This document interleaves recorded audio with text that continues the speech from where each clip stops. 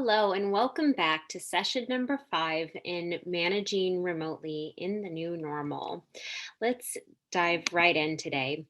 So, today we're going to be talking about the O for over communicating. And you may think, well, that sounds like not so good of a thing. But in times of um, such challenge and change and virtual reality, over communicating is really going to be the name of the game.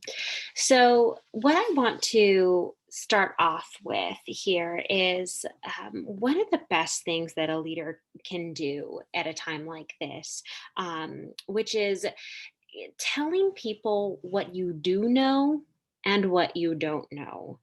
It's not only fair and transparent, but it also allows you to build up points in the trust bank that you have with your team members. And one of the reasons we do our monthly ENT town hall meetings is for this exact fact. We come together as a department and talk about what's going on and what's known and what's unknown, and really try to be transparent. And people may say, gosh, every single month. Well, that is just part of the over communication um, charm at a time like this. I know that I would certainly rather have feel that I'm getting more information than not enough information, because that can be really unsettling. And so we'll talk about some of those negative ramifications of uncertainty in the workplace when communication isn't happening well enough.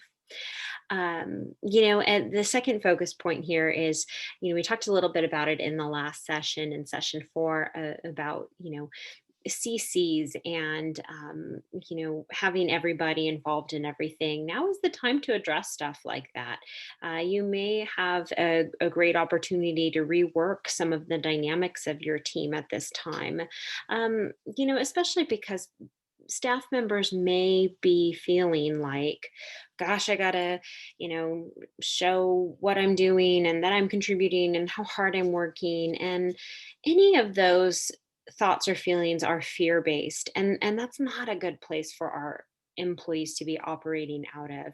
And who can blame them, right? With all this uncertainty across the campus, there's the talent match program, the voluntary separation program, there's the curtailment going on. So we have to understand that people may be looking around and say, oh, okay, hey, here I am. I'm going to email you on Sunday night and I'm going to CC you on everything. And, um, you just have to kind of determine if that's going to be the reality that you want in your team or not. And if you don't want it, then communicate with your team members. Let them know that they have your trust.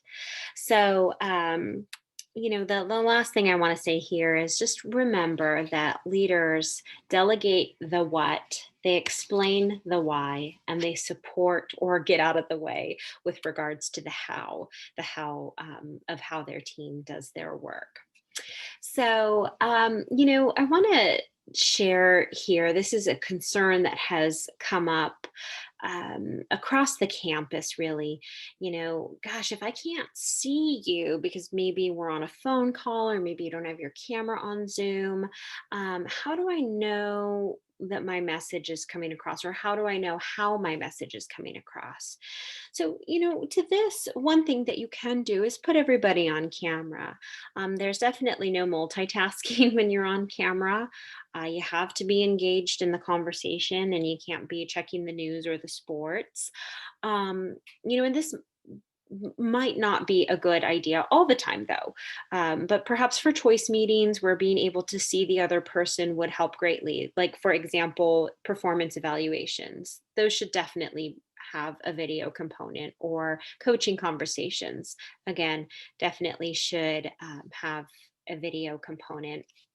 And the reason being is that, as you can see here on the pie graph, body language constitutes 55% of our interpersonal communication. I find that to be quite staggering.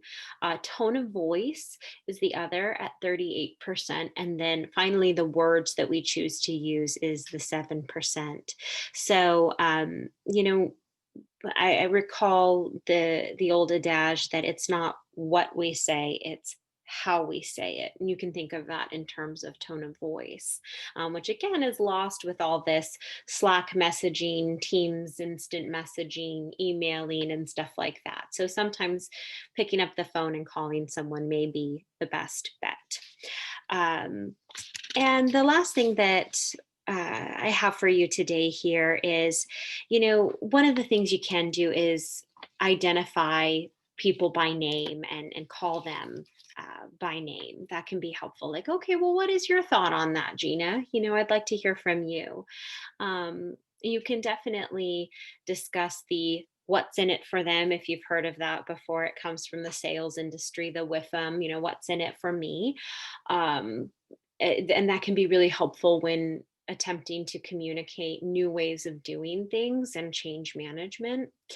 And the last thing I'll zero in on here is being both solution and action oriented. That's just so important now more than ever. Since we're not in the office with people, we can't just pass by their work area and discuss face to face. So if you can come out of a call with solutions and actions to be taken toward the goal that was discussed, you'll be in good shape, and employees really appreciate that.